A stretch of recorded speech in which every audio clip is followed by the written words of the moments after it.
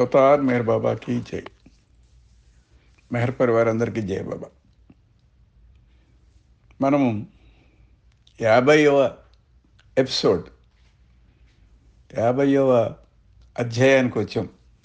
ఇందులో everything and nothing అనే పుస్తకంలో సర్వము శూన్యము అనే పుస్తకంలో వరుసంగా బాబా చెప్పినటువంటి ఆ ప్రవచనాల్ని పఠిస్తూ దాన్ని అర్థం చేసుకోవడానికి ప్రయత్నిస్తూ మొత్తం 49 చాప్టర్స్ కంప్లీట్ చేయగలిగాము. ఇప్పుడు 50 చాప్టర్లో అడుగుపెట్టాం.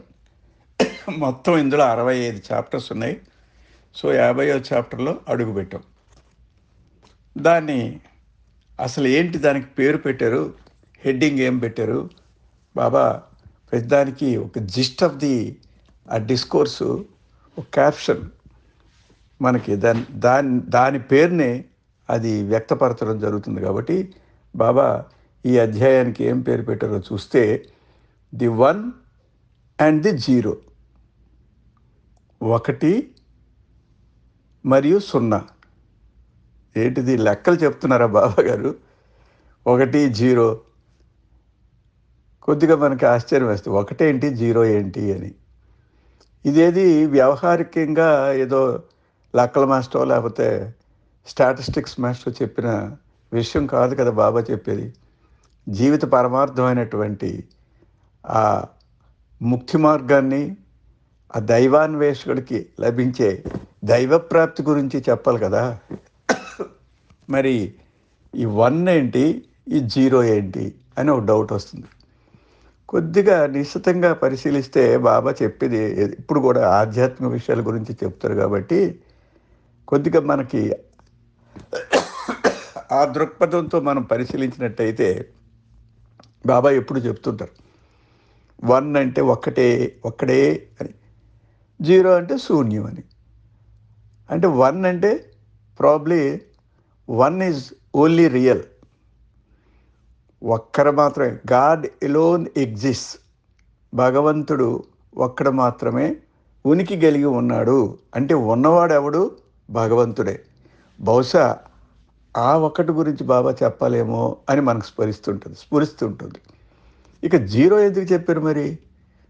0 అంటే 0 అంటే శూన్యం. ఇప్పుడు మనకి ఏమనిపిస్తుంది అంటే 1 అంటే ఎవ్రీథింగ్, ఒకరే. కాబట్టి బాబా చెప్పిన ప్రకారంగా భగవంతుడు మాత్రమే అస్తిత్వం గలవాడు. ఈ కనిపించినటువంటి దృశ్య ప్రపంచం అంతా కూడా శూన్యమే, కల్పితమే, మాయా. దానికి ఎన్నన్నా పేర్లు పెట్టుకోండి, అది లేనిది. ఒకవేళ ఉంది అనుకుంటే శాశ్వతమైంది కానిది. కాబట్టి ఇక్కడ శాశ్వతమైంది ఒకటే. ఆ ఒకడెవరు? భగవంతుడే. సో భగవంతుడు శూన్యం అంటే మాయ, అంటే స్వప్నం, అంటే అశాశ్వతం, అసలు లేనిది ఉన్నట్టుగా కనిపించేది. ఈ విషయాల గురించి బాబా ప్రస్తావిస్తారు అని మనకి స్ఫురణకి వస్తూ ఉంటుంది.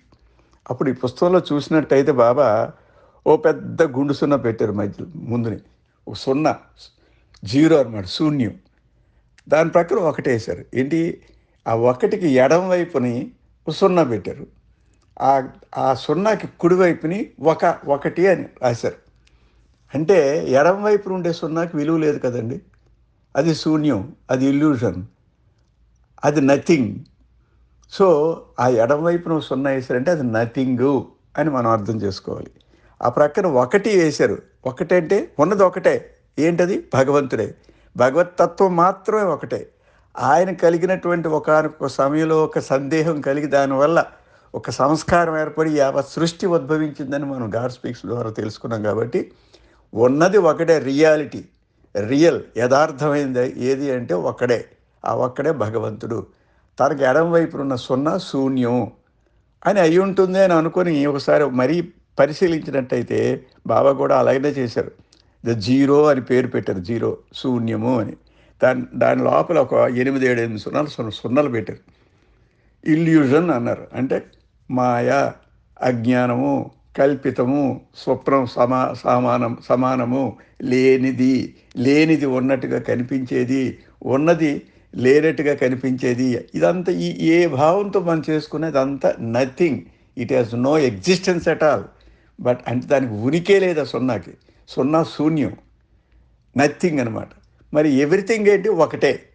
ఒక్కడున్నాడు, ఎవరు? ఆయనే ఉన్నాడు. ఆయనకే ఎవరికి కలిగింది ఈ సృష్టికి సృష్టించాలని?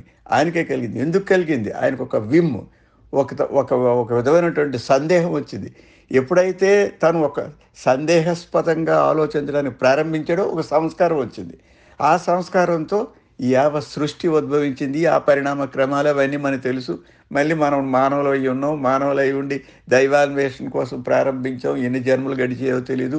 అదృష్టవశాత్తు అవతారుడు అవతరించిన సమయంలో మనం కూడా జన్మ తీసుకోవడం జరిగింది. భగవత్ తాలూకా ప్రేరణ వల్ల, ఆయన అనుగ్రహం వల్ల, ఆయన ప్రణాళికాబద్ధంగా మనం కూడా అదే సమయంలో జీవితంలో ప్రాణం తీసుకోవాల్సి వచ్చింది, జన్మ తీసుకోవాల్సి వచ్చింది. ఆయన చలువు వల్లే ఆయన దగ్గరికి రాబడ్డాం. ఆయన సాంగత్యాన్ని ప్రాప్తి పొందాం. ఆయన కరుణ వల్ల ఆయన సన్నిధానంలో అనంతమైనటువంటి తృప్తి, ఆనందం పొందుతున్నాం. కాబట్టి we are in the presence of everything. అంటే ఆ భగవంతుడి దగ్గరలో భగవంతుడి దర్శనం చేసుకుంటూ, భగవంతుడితో కాలక్షేపం చేసుకుంటూ, భగవంతుడితో సాన్నిధ్యం సంపాదిస్తూ, మనకు సమయం దొరికినప్పుడల్లా కూడా భగవంతుడి గురించి ఆలోచిస్తూ ఉన్నటువంటి ఆ వన్, అది రియాలిటీ. అది చూస్తే బాబా ఒకటిలో ది వన్ అని రాశారు, ఈ పక్కన పెద్ద సున్నా పెట్టి ది జీరో అన్నారు. ఇక్కడ ఒక 6-7 సున్నాలు పెట్టారు, ఇల్యూషన్ అన్నారు. ఇంకా సున్నాలు ఎన్నన్నా ఉండే, 1,00,00,000 సున్నాలు ఉన్నా దానికి విలువ సున్నాయే. ఒక సున్నా కాదు, 2 సున్నాలు కాదు, దాని పక్క సున్నాలు ఎన్ని సున్నాలు పెట్టారనుకోండి, అంకె లేకుండా ఎన్ని సున్నాలు ఉన్నా సరే అది జీరోనే. 1,00,00,000 సున్నా, 1,00,00,000 కాదు, 1,00,00,000 కోట్లు ఉన్నా సరే దాని విలువ ఎంత ఉంది? సున్నా. అంటే ఎన్ని విధాలుగా ఈ ప్రపంచం, ఈ సృష్టి కనిపిస్తున్నా, ఇందులో ఎన్నో విభిన్న రీతుల్లో మనకు గోచరిస్తున్నా, విభిన్నమైనటువంటి ఆ దృష్ట్యానుసారం దాంట్లో మిళితమైనప్పుడు కలిగినటువంటి అనుభూతులు కోటాను కోట్లు ఉండొచ్చు. But the real value is, యథార్థమైన తాలూకా విలువ ఎంత ఉందంటే సున్నా. అంటే నథింగ్, అస్సలు ఏమి లేదనమాట, ఓన్లీ నథింగ్. అయితే ఒకటి ఆ పక్కన ఉంది చూసారా, ఆ ఒకటిలో ఈయన అలాగే 1 1 1 1 1 10 15 20 ఒకట్లు వేశారు. ఆ ఒకటి అనేది అది ఒక్కటి మాత్రమే రియాలిటీ. దట్ ఈజ్ యథార్థమైనటువంటి ఉనికి కలిగింది, అసలు ఉన్నది రియల్ ఎగ్జిస్టెన్స్ అంతే. God alone is, God alone అంటే ఒక్కడే. ఒక్కడని అనకూడదు, తర్వాత తెలుస్తుంది మన డిస్క్రిప్షన్లో. మొట్టమొదటి ప్రస్తుతానికి అర్థం చేసుకోవడానికి అనుకుందాం. భగవంతుడు ఒక్కడే, ఆయనే యథార్థుడు, is the real one. The all zeros are utterly zero, no value at all. ఎన్ని జీరోలు కలిసినా no value at all. So that is all illusion, కల్పితము, ఛాయారూపము, మాయా, అజ్ఞానము, చీకటి. ఇంక ఎన్నన్నా విధంగా మనం సమాధానపరచుకోవడానికి ఆలోచిస్తే అన్ని ఆ జవాబులు మనకు వస్తుంటాయి. కానీ ఈ జవాబుల సారం మాత్రం శూన్యం. ఈ సృష్టి, ఇన్ని ప్రపంచాలు ఉన్నాయి, ఇన్ని నక్షత్రాలు ఉన్నాయి, ఇన్ని మండలాలు, ఖగోళ శాస్త్రంలో ఎన్ని మండలాలు ఉన్నాయో తెలీదు. ఈ అనంతమైన సృష్టి ఇదంతా కూడా శూన్యం, ఎందుకంటే కల్పితమైంది అని మనం అర్థం చేసుకోవాలి. ఈ బ్యాక్గ్రౌండ్లో, ఈ నేపథ్యంలో ఇంతటి ఉత్కృష్టమైనటువంటి, ఉత్తమమైనటువంటిది, ఉత్తమోత్తమైనటువంటి జ్ఞానాన్ని బాబా ఇందులో ప్రసాదించబోతున్నారు. కాబట్టి దాన్ని మనం ఒకంత పరిశీలిద్దాం. ఆయన మాటల్లో ఏం చెప్పారు, దాన్ని ఎలా మనం అన్వయించుకోవాలి అనేది ఇప్పుడు మనం ఆ ప్రయోగాన్ని ప్రారంభిద్దాం. బాబా ఇలా చెప్తున్నారు, God is generally spoken as being one. సామాన్యంగా భగవంతుడు ఒకడే ఉన్నాడు అని అంటాం, జనరల్ టాక్. ఎందుకంటే మనకు అంతకంటే మేధస్సు పనిచేయదు, ఆయన్ని ఎలా వర్ణించాలో తెలీదు. మహామహా ఋషులే వచ్చారు, అవతార పురుషులు, మరి సద్గురువులు ఎంతోమంది ఆయన అంశతో ఈ జన్మ తీసుకున్నారు ఈ సృష్టిలో.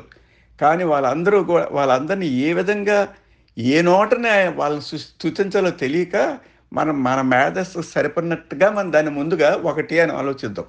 ఒకటి, భగవంతుడు ఒక్కడే. It God is generally spoken as being one. భగవంతుడు ఒక్కడే. కానీ మన మేధస్సు ఎంతంటే విపరీతమైన అర్థాలు తీసుకొని మానవుడి తోలకు మేధస్సు వాడి నమ్మకాన్ని కొద్దీ ఒక్కొక్క భగవంతుడు ఒక్కొక్క కల్ట్, ఒక్కొక్క మతం అనండి, ఒక నమ్మకం అనండి, ఒక గ్రూప్ అనివ్వండి, ఒక దేశం అనివ్వండి, విభిన్నమైన రీతుల్లో భగవంతుడిని మనం సంబోధిస్తూ ఉంటాం. కృష్ణుడు అనండి, రాముడు అనవండి, జీసస్ అనవండి, అల్లా అనవండి, మహమ్మద్ అనవండి, ఏదో బుద్ధుడు అనవండి, ఏదో ఒకటి మనకు ఏదో ఒక ఆ ప్రత్యేకమైనటువంటి దేవుడి మీద మన దృష్టి మరల్చి మన కాన్సన్ట్రేషన్ ప్రేరణ పొందడానికి కోసం, ఆయనకి అంకితం అవడానికి కోసం మనకు సులువైన మార్గంలో ఒక నామకరణం చేసి భగవంతుడిని మనం సంబోధిస్తూ ఉంటాం. కానీ ఉన్నది భగవంతుడు ఒక్కడే. ఎంతమంది కొలిచిన 30 లక్షలు 3 కోట్లు ఎంతమంది భగవంతులు ఉన్నారని మానవుడు అజ్ఞానంతో తలుస్తున్నాడో, అదంతా అజ్ఞానం అని ఒకనొక సమయంలో గ్రహించి ఈ సర్వమతాల్లో ఉండే సారం ఒకటే అని ఆ సర్వమతాలు బోధించింది సబ్కా మాలిక్ ఏక్ హై, అందరి తాలూకా గురువు, అందరి తాలూకా యజమాని, అందరి తాలూకా ఉత్తముడెవడో, పురుషోత్తముడెవడో ఒక్కడే. ఏ పేరుతో పిలువబడినా, ఏ ప్రాంతంలో కొలవబడినా, ఏ విధంగా అర్థం చేసుకోబడినా మన భగవంతుడు మాత్రం ఒక్కడే అని మనం అనుకుంటాం కదా. అందుకని అదే God is generally spoken as being one. కాబట్టి భగవంతుడి ఆ జ్ఞానానికి చేరిన మానవుడు భగవంతుడు ఒక్కడే ఒప్పుకుంటాడు. ఏ మతంలో ఉన్నా సరే భగవంతుడు ఒక్కడే. ఇక మరి మత ఛాందస్వాదులు మా భగవంతుడేమో ఒక్కడు, మీకెవరు మీ భగవంతుడు తప్పు, ఇవన్నీ that is a separate aspect. దాని గురించి డిస్కస్ చేసి బుర్ర పదలు కొట్టుకోవడం మనకు అనవసరం. భగవంతుడు ఒక్కడే. వాళ్ళు కూడా ఒక్కడే నమ్ముతారు.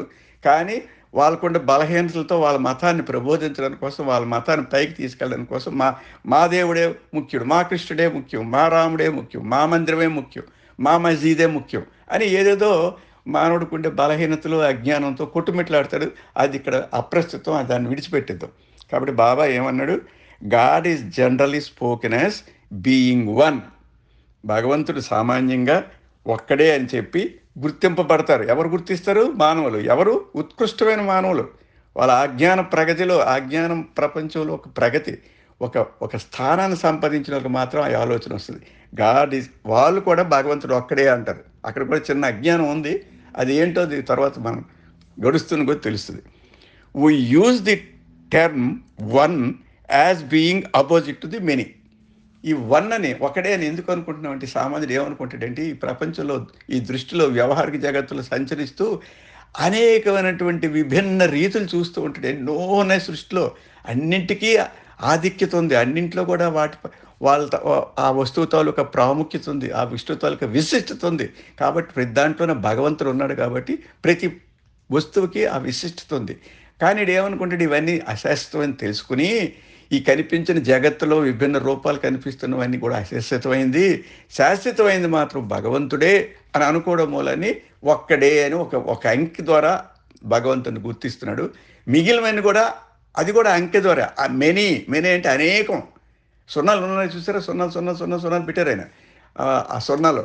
కాబట్టి ఈ అనేకమైనవన్నీ కూడాను అవి విలువలేనివి అయినప్పటికీ ముందు ప్రస్తుతం ఆ స్థాయికి చేరిన మనిషి ఏమనుకుంటాడంటే, భగవంతుడు ఒకడు, మిగిలినవన్నీ కూడా చాలా ఉన్నవన్నీ కూడా ఒక వంతు అని అనుకుంటాడు.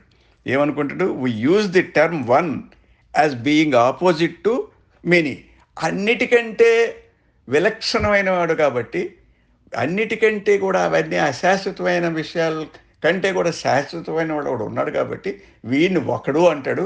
ఆ అశాశ్వతమైన వస్తువులు కంటికి కనిపించినవన్నీ కూడా అవన్నీ కూడా మెనీ, అనేకము అంటారు. అనేకము, ఏకము. ఈ ఏకం అనేది రియల్, అనేకం అనేది అశాశ్వతమైంది, ఒక మాయాజనితమైంది, ఛాయారూపమైంది. ఈ ఒకటి తాలూకా ఛాయ అనేక విధాలుగా గోచరిస్తూ ఉంటుంది అని అర్థం చేసుకుంటాడు ముందు మనిషి. One we name reality of God, many we name illusion or creation. ఇప్పుడు మనం చెప్పుకుందే ఒకటిని, అది ఒకటి అనేది యథార్థమైనది అంటే భగవంతుడు అని మనకు తోస్తుంది కదా ఒకటి. ఆ భగవంతుడు కాండన్ని మెనీ అంటున్నాడు. కాబట్టి భగవంతుడు ఒక్కడే ఉన్నాడు కాబట్టి వన్, దానికి ఆపోజిట్ అనేది మెనీ అంటే చాలా ఉన్నాయి, ఎన్నో ఉన్నాయి, ఓహో అసంఖ్యాకమైన ఉన్నాయి అని చెప్పుకుంటుంటాడు. కాబట్టి వన్ అనేది రియాలిటీ అని గ్రహించాడు, యథార్థమైనది ఒకటే ఉందని గ్రహించాడు. ఈ మెనీ అని కూడా మెనీ కూడా ఉన్నాయని అనుకుంటున్నాడు, వాటికి కూడా ఎగ్జిస్టెన్స్ ఉందని అనుకుంటున్నాడు. కాబట్టి ఆ మెనీ అనే దానికి ఈ ఎగ్జిస్టెన్స్ ఉందనుకున్నవాడు కొంతకాలానికి అవి ఉనికి లేనివి అని తెలుసుకొని దానికి ఏమని పేరు పెట్టుకున్నాడంటే ఇల్యూషన్ ఆఫ్ క్రియేషన్ ఆర్ మరి అజ్ఞానం, నాలెడ్జ్, నాలెడ్జ్ లేకపోవడం, ఇగ్నోరెన్స్. ఆ విధంగా దాన్ని విభజించుకున్నాడు. ఈ మెనీని అజ్ఞానజనితమైనవి నిన్ను, ఈ ఒకటిని గాడ్ రియాలిటీ అని నన్ను, శాశ్వతమైంది యథార్థమైందని ముందు అనేక జన్మల తర్వాత ఆధ్యాత్మిక స్థాయిని పెంచుకున్న తర్వాత అంతర్ముఖుడై భగవద్ దర్శనం చేసుకుంటున్నప్పుడు వాడికి విపరీతమైన ఆలోచనలు వస్తుంటాయి. ఆ ఆలోచనలు ఇదొక ఆలోచన. భగవంతుడు శాశ్వతమైనవాడు కాబట్టి తను ఒకడు అని, ఒకటి అని సంబోధించుకున్నాడు. అతను ఒక్కడే ఉన్నాడు కాబట్టి ఒక్కడు మాత్రమే అని. ఈ మిగిలినవన్నీ అనేక రూపాల్లో కనిపించినటువంటి యావత్ సృష్టి కూడా ఇది కల్పితమైంది అని భావించడం మొదలుపెట్టాడు. ఇకపోతే రెండో పారాగ్రాఫ్లో బాబాయ్లో చెప్తున్నాడు, however strictly speaking no number not even one can depict one who is indivisible one without a second. ఇప్పుడు ఇక్కడ చెప్పారు అసలు ఇది ఈ ఒకటి అనేది కూడా అది మనం అర్థం చేసుకోవడానికి అనుకుంటున్నాం, కానీ ఒకటి అనడానికి కూడా వీల్లేదు. ఒకటి అనడానికి కూడా లేదు. ఆయన ఉన్నది ఒకటే అన్నప్పుడు ఇక లెక్కకి లేదు. ఇప్పుడు ఒకటే అని ఎప్పుడు అంటాం? 2, 3, 4 మెనీ ఉంటే ఒకటి. అసలు మెనీ అంతా లేనిది ఈ అనంతమైనటువంటి సృష్టిలో కనిపించిన ఆబ్జెక్ట్స్ అన్ని ఇవన్నీ లేనివి, నథింగ్, సున్నా, శూన్యం. అలాంటప్పుడు ఇంక ఒకటే అని అనడం ఎందుకు? ఒకటే అన్నప్పుడు 2 ఉంటే ఒకటి, ఒకటి కాంది ఏదైనా ఉన్నప్పుడు ఇది ఒకటి అని అంటాం. కాబట్టి ఒకటి అంటానికే లేదు రియల్గా ఆలోచిస్తే. ఇది కొంచెం కఠినమైన ఆలోచన. దీని గురించి చాలాసేపు మనం కళ్ళు మూసుకొని ఆలోచించాలండి. సామాన్యంగా ఒకటి ఒకటి ఉంది, మెనీ లేనిది అని అనుకుంటే కుదరదు. ఏంటై ఉంటుంది కూడా దాని మీద పట్టు బిగించాలంటే నిశితంగా పరిశీలించాలి. అంతర్ముఖులమై దానికోసం డీప్గా అనంతమైనటువంటి ఆ జ్ఞానం అంతా ఇమిడి ఉందని నమ్మకంతో నేను పరిశీలిస్తే అప్పుడు మనకి చిన్న తేడా కనిపిస్తుంది. అందుకని ఏమన్నారు? However strictly speaking no number not even one can depict one is one who is indivisible one without a second. కాబట్టి ఏదైతే విభజింపబడో అదే మాత్రమే ఉందనుకున్నప్పుడు, విభజన లేనప్పుడు ఇంక 2, 3 మెనీ ఎక్కడుందండి? విభజింపబడితే కదా అందులో ఈ ఒకటి 2 అవుతుంది, 3 అవుతుంది, 4 అవుతుంది. కానీ ఒకటి అనేది ఒక్కటి మాత్రమే రియల్గా ఉన్నప్పుడు ఈ మెనీ అనుకొని మనం చూస్తున్నవన్నీ ఒక వస్తువుల కింద ట్రీట్ చేసి చాలా నిమ్న ఆలోచనతో మనం పరిశీలిస్తున్నాం కాబట్టి మెనీ అని అర్థం అవుతుంది. విభిన్నమైన రీతుల్లో ప్రపంచం మనకు గోచరిస్తుంది. అసలు ఆ విభిన్నమైన విసర్జించినట్టయితే ఏకత్వం. అందుకని ఆ ఏకత్వమైంది భగవంతుడే అని మనం గుర్తిరడం జరుగుతూ ఉంటుంది. కాబట్టి వన్ అంటానికి కూడా వీల్లేదు. Because one is indivisible. ఏదైతే మనం వన్ అని సంబోధిస్తున్నామో అది విభజించడానికి అవకాశం లేనటువంటి నిజస్థితి. కాబట్టి ఆ నిజస్థితిని దాన్ని భేదించి విభాగాలు చేయలేం. కాబట్టి భగవంతుడే ఉన్నాడు, భగవంతుడు మాత్రమే ఉన్నాడు. కాబట్టి there is no second at all. When there is no second, all the zeros have no value. Entire మనకి ఏదైతే నేను చూస్తున్నాం విజిబుల్ ఈ జగత్ అంతా ఉందో, ఈ క్రియేషన్ అంతా ఉందో, దిస్ ఆల్ నథింగ్. ఇది శూన్యమే అని మనం అర్థం చేసుకోవాల్సి వస్తుంది. Even to call this one is incorrect. ఈ ఒకటిని ఒకటి అనడం కూడా తప్పే అంటున్నారు. చూడండి ఎంత చక్కగా చెప్పారు. Even to call this one, ఏదైతే భగవంతుడు మాత్రమే రియల్ యథార్థము అని ఆ భగవంతుడు ఒక్కడే అని అంటున్నామో, ఈవెన్ దట్ వన్ స్పెసిఫిక్ రాసి ఈ calls this one, even to call this one, ఒకవేళ ఆ ఒక్కడిని ఒకటే అని పిలవడం కూడాను తప్పే అంటున్నాడు. Even to call this one is incorrect. Even to call this one as one is also incorrect. ఎందుకంటే వన్ అనేది క్వశ్చన్ లేదు, రెండోది ఉంటేనే ఒకటి అవుద్ది. కాబట్టి we do not speak of the ocean as one. సముద్రం ఉంది ఫర్ ఎగ్జాంపుల్. ఈ భూమి అంతా ఒక లంకలాగా ఊహించినట్టయితే చుట్టూ నీరుతో సముద్రం నిండుంది కదా. ఈ సముద్రం we do not speak of the one as one. ఆ సముద్రాన్ని, మహాసముద్రాన్ని ఒకటే మహాసముద్రం ఉంది అని అనడానికి లేదు. ఎందుకంటే it is just a ocean. అది సముద్రం అంతే, దానికి మనం లెక్క పెట్టడానికి వీలేదు. చుట్టూ నీరుంది. అన్ని ఈ అన్ని ఖండాలని కలుపుకుంటూ కూడా నీరుంది. ఏదో మన అర్థం చేసుకోవడానికి కోసం అది హిందూ మహాసముద్రం, ఇది అరేబియా మహాసముద్రం, అది అట్లాంటిక్ మహాసముద్రం, ఇదొక సముద్రం, అదొక సముద్రం, ఇది పెసిఫిక్ సముద్రం. ఏదో ఏడు పేర్లు పెట్టుకుంటారు, 9 పేర్లు పెట్టుకుంటారు, 100 పేర్లు పెట్టుకుంటారు. మీ ఏరియాకి చుట్టుపక్కల ఉన్నదానికి ఒక పేరు పెట్టుకుని దాన్ని ఒక సముద్రం అనొచ్చు. కానీ ఆ సముద్రాలంతా ఒకటే కదండి. వేరు సముద్రాలు ఎక్కడన్నా గీత ఏమైనా గీసారా? ఆ సముద్రం ఎర్రగా ఉంటుందా, ఈ సముద్రం తెల్లగా ఉంటుందా, ఈ సముద్రం పచ్చగా ఉంటుందా, ఏముండదు కదా.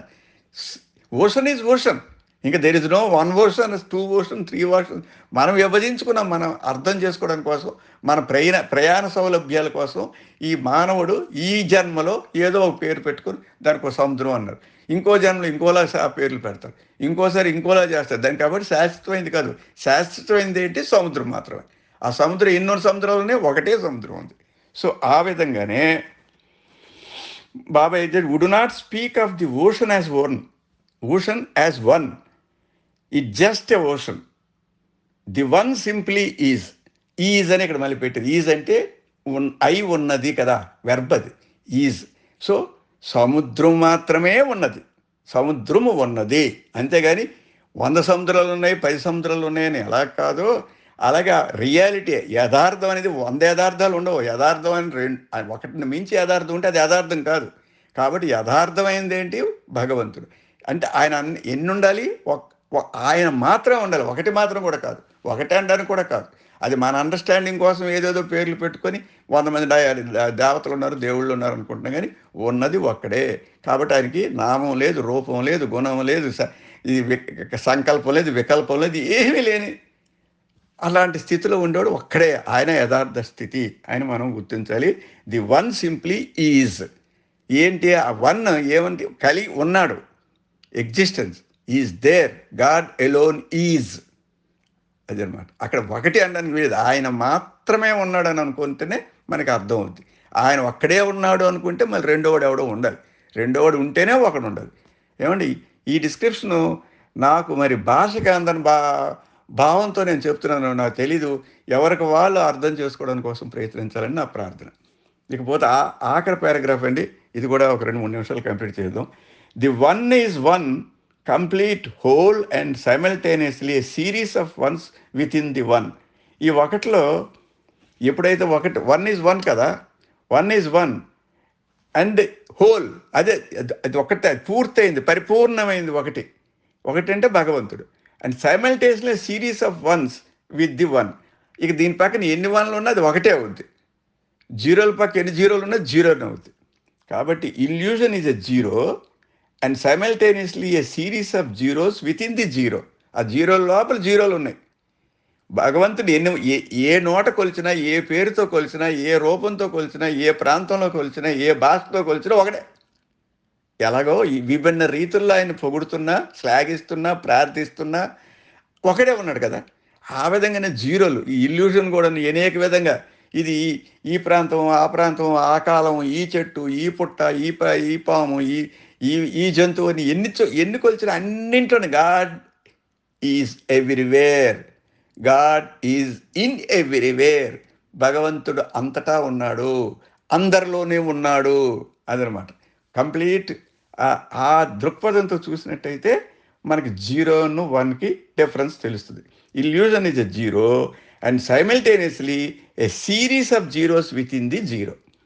These zeros have no value except a false value according to their position in relation to the one. కాబట్టి ఇప్పుడు ఇందాక మనం అనుకున్నాం, ఒకటికి ఎడం చేతి వైపు ఉందనుకోండి, ఆ జీరో విలువ లేదు. ఒకటికి ఆ ప్రక్కన ఉందనుకోండి, కుడి ప్రక్కన ఉందనుకోండి, దానికి 10 అంటాం మనం. దానికి అంటే జీరోకి ఏం వాల్యూ లేదు.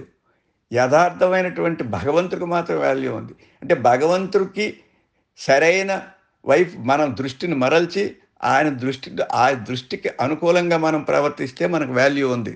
ఇప్పుడు ఆ జీరో, if it comes to the right side, it has got 10 times value ఆ జీరోకి. But if it is on the left side, ఎడం చేతి వైపు ఉన్నట్టయితే that zero has no value at all. Not even 1 zero, thousands of zeros, crores of zeros might be there, but that has no value at all. అది except a false value according to their position relates to the one. In actual fact, the zeros have no existence at all. Their existence is mere appearance in illusion, the big zero. అవి ఎక్కడున్నాయి? అశాశ్వతమైనవి, ఈ చపలత్వమైనవి, అసలు అజ్ఞానజనితమైనవి, ఈ ఊహాజనితమైనవి, మాయాజనితమైనది. ఇక ఛాయారూపం కలదానికి ఏం value ఉంది? ఏమి లేదు. ఛాయ, నీడ ఎప్పుడు ఉంటుంది? నీడ చీకటి అయిపోతే నీడ ఉండదు. నెత్తి మీదకి వెలుతురు వచ్చిందంటే మరి నీడ కనిపించదు, కాలు కిందకి వెళ్ళిపోద్ది. ఈ విధంగా అది ఎప్పుడు చలనం కలిగింది, అశాశ్వతమైంది. ఒక స్థిరత్వం లేనిది. స్థిరత్వం కలిగింది ఏంటి భగవంతుడు మాత్రమే అని చెప్తున్నారు. ఇది నేను మరలా చెప్తున్నాను. నాకు వీలైనంత వరకు నా జ్ఞానానికి కాదు, నా భాషకు సరిపడిన నా భావం ఎంతో ఉంటుంది. నేను భాషలో దాన్ని ట్రాన్స్‌లేట్ చేయలేక ఏదో చెప్తున్నాను.